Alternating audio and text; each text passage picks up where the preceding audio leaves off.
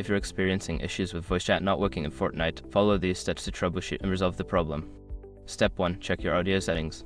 Go over to the audio settings in Fortnite and ensure that the voice chat option is enabled.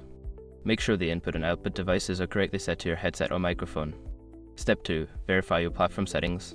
Check the audio settings on your gaming platform, PC, PlayStation, Xbox, etc. Ensure that the voice chat feature is enabled and that the correct audio devices are selected. Step 3. Update your game. Make sure that Fortnite is updated to the latest version.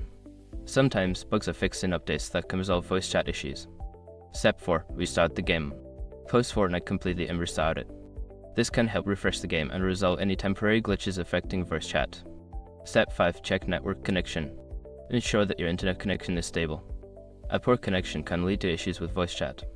If possible, try using a wired connection instead of Wi-Fi for better stability.